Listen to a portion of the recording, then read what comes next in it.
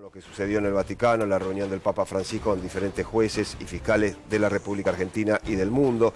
Allí el tratamiento de dos cuestiones, ¿no? El tráfico de personas y el crimen organizado. Y tenemos un protagonista de ese encuentro. Es Gustavo Vera, líder de la Alameda, esta ONG que tantos, pero tantos años ha trabajado por estos temas, ni más ni menos. ¿Qué tal, Gustavo? Bienvenido. Gracias por invitarme. ¿Cómo resultó ese encuentro? Y ese encuentro fue para el padre Jorge y para mí una especie de universalización de la lucha que llevábamos en Buenos Aires años atrás, contra la corriente, incluso de la agenda pública, ¿no? Y tiene que ver con delitos muy graves que ocurren a nivel mundial, en los cuales, digamos, sobre los refugiados, sobre los migrantes por razones económicas, sobre la gente que buscando una perspectiva mejor se hacina en centros urbanos, en los alrededores, no encuentra trabajo. Todos esos sectores vulnerables son caldo de cultivo, muchas veces, de estas mafias que operan con el trabajo esclavo, con la trata con fines de explotación sexual, con el tráfico de órganos, con el trabajo infantil, con el narcotráfico, y que naturalmente tienen conexión con el lavado de dinero para poder blanquear, obviamente, el dividendo que le dan este tipo de delitos contra la dignidad humana. Así que, como son delitos que ocurren transnacionalmente, como son delitos que no pueden ocurrir si no hay corrupción estatal, es deseable que la justicia coopere internacionalmente, porque si no es muy ineficaz combatir sector por sector judicialmente a estas bandas cuando operan transnacionalmente. Por ejemplo, el drama de los talleres clandestinos en la Argentina. Vos tenés varios actores implicados. Tenés actores implicados en Argentina, tenés actores implicados en Bolivia, tanto a nivel privado como a nivel de funcionarios estatales, como a nivel frontera. O sea, y además tenés que investigar a dónde va el lavado, digamos, del dinero que se obtiene de esa explotación abyecta de los trabajadores. En el tema prostíbulos en Argentina también tenés conexiones con la República Dominicana, conexiones con Paraguay, conexiones con España, lo que tiene que ver con la salida y venta de mujeres en situación de trata y de prostitución. Por lo tanto, hay grandes redes que actúan con complicidades estatales y que tienen que ser investigadas internacionalmente. En el mismo coloquio, por ejemplo, la doctora Servini de Cubría se encontró con el Procurador de Estado de México y el fiscal de Estado, y hablaron de la causa Martins. Claro, ¿sí? estaban unidos en una causa. Claro, estaban ahí unidos en una misma causa. La jueza federal del Chaco, Zunilda Unempiegar, se puso en contacto con un miembro de la Corte de Portugal, porque los dos tenían la causa Carbón Blanco, uno del lado argentino, otro del lado portugués, ¿sí? Y habían tenido distintos procesados, o sea que esto generó una interacción que favorece la cooperación internacional entre la justicia, y sobre todo a la hora de buscar exhortos, de investigar temas de lavado de dinero. Así que estas cosas, esta cumbre realmente fue muy importante. Se hicieron muchas conjeturas que no tenían nada que ver con el objeto de la cumbre. La noticia es que el coloquio fue efectivamente un coloquio, y nada más que eso. Lo que pasa es que, bueno, después se fue cargando de simbolismos por el dinamismo que tuvo la justicia a partir de febrero, ¿no? Justamente, perdón, no, por favor, mucha gente percibe que Francisco tiene injerencia en la vida política argentina. Usted que lo conoce, ¿piensa que esa percepción de la gente es real? ¿Vos conocés algún papa en la historia de los 2000 años de historia de la Iglesia Católica que no haya tenido intervención política? Claro. Digo, a ver, si por injerencia se entiende una cuestión partidista, claramente no.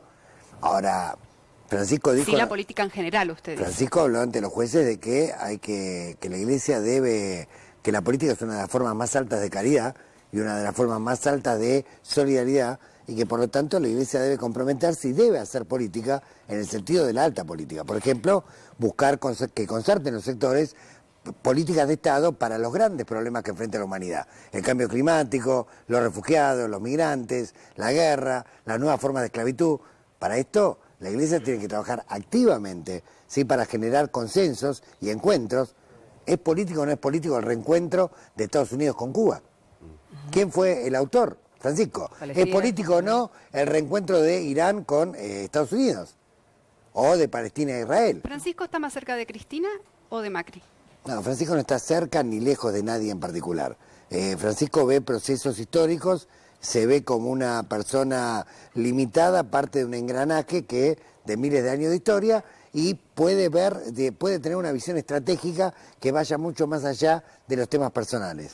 O sea, y lo que ve con preocupación claramente en el capítulo que refiere a la Argentina y a Sudamérica en particular, es que hay un contexto económico muy complejo, que no es responsabilidad de Macri, o sea, un contexto económico complejo de viento en contra, commodities por el piso, la locomotora de Sudamérica que era Brasil en una recesión profunda con crisis política, China que compra menos que antes, con lo cual las economías que basan su producción en las actividades primarias están, digamos, vendiendo menos, y además condiciones que han puesto la banca internacional con el tema de la deuda, que exigen una disciplina fiscal. Esta combinación de factores genera una situación de viento en contra. Entonces, en este momento, donde tenés que proteger, por cuestiones de sentido común, el mercado interno, las pymes que concentran al 60% de la población económicamente activa, el gobierno cree que va a solucionar estos problemas con la teoría del derrame. La teoría del derrame es aquella teoría que cree que el mercado por sí solo puede, de alguna manera, corregir las desproporciones de la economía. Y en esto sí Francisco es categórico, y lo ha escrito en Laudato Si. La teoría del derrame ha fracasado rotundamente en el mundo, con viento de cola y ni hablar con viento en contra. Del mismo modo que ha fracasado la estatización del colectivismo burocrático. O sea, los dos extremos han fracasado y en realidad los países se encuentran en su desarrollo cuando tienen un justo equilibrio de plan y mercado, y esto lo logra a través de la concertación económica y social. Tu respuesta ha sido completamente redonda y creo que contesta a todo lo que se preguntó todos estos días. Está muy claro lo que decís, Gustavo, y veo que has aprendido, como todos nosotros, de geopolítica para estar cerca del padre Jorge, como vos le decís. Pero hay un nombre acá que es Casanelo, y hasta el Vatican Insider estaba leyendo que recién lo mencionó. Esta reunión que tuvo, ustedes como Alameda hicieron una apelación muy importante por el freno de la investigación del patrimonio de los ex agentes de inteligencia y por el apartamiento de Casanelo. O sea, Casanelo está muy cerca de ustedes y ustedes como organización que ha investigado a 65 empresas denunciadas, esta banda de los ingenieros. ¿En qué quedó esa apelación y este acercamiento de Francisco tiene que ver con esta denuncia? A ver, nosotros denunciamos a Estiuso y a agentes históricos de la CIDE por enriquecimiento ilícito, aprovechando el lugar que tenían en la función pública, donde lejos de hacer inteligencia a favor del interés nacional y de proteger fronteras, puertos y aduanas, se dedicaron de alguna manera al lavado de dinero con fondos reservados y con pactos con sectores de la mafia del narcotráfico, de la mafia de la trata de personas. En ese carácter somos creyentes porque entre los 65 establecimientos hemos encontrado algunos que tienen que ver con la actividad prostibularia y actividad vinculada a la trata. Correcto. Bueno, esta causa la estaba investigando Casanelo el 18 de diciembre con argumentos absolutamente triviales.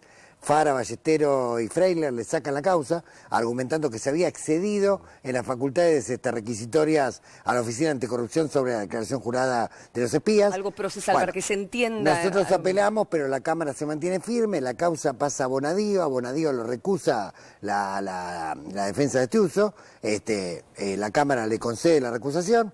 Pasa Canicoba Corral, lo vuelven a recusar, la Cámara le vuelve a conceder la recusación, hasta que cae Martínez de Giorgi en estos días, y la primera medida que toma Martínez de Giorgi es sacar a la Alameda como querellante de la causa. Forum Shopping, de acá a la China, claramente, digamos, injerencia obscena, digamos, de el aparato de la CIDE, que es la reconstrucción del estiusismo. Por este momento tenés a Galea, Richarte, la propia Magdalani, que siempre tuvo una relación hasta económica con Larcher, y lo hemos denunciado en tal carácter en una causa que se investiga en el Juzgado Federal de Ercolini.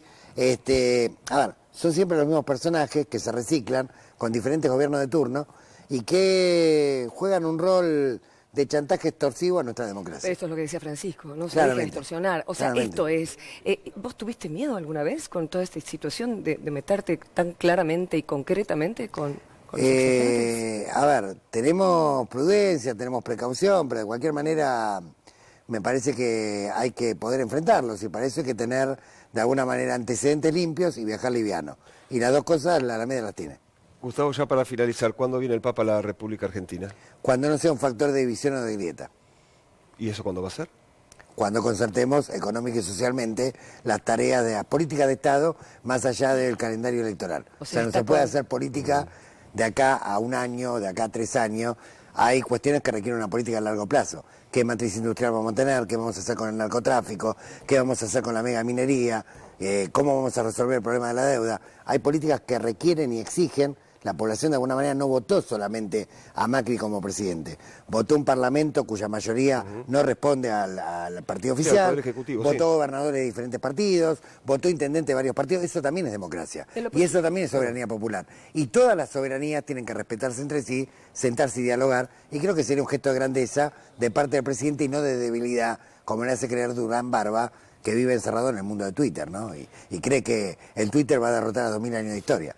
Uy, Gustavo, Gracias, tendríamos 2 millones de Y sí. preguntas para hacerte, Quedaron porque has más. tirado unas respuestas maravillosas y para reflexionar, pero te invitamos otro día para ver cómo están justamente las denuncias que la Alameda hace casi diariamente, ¿no? Con distintas situaciones irregulares y cómo va la marcha.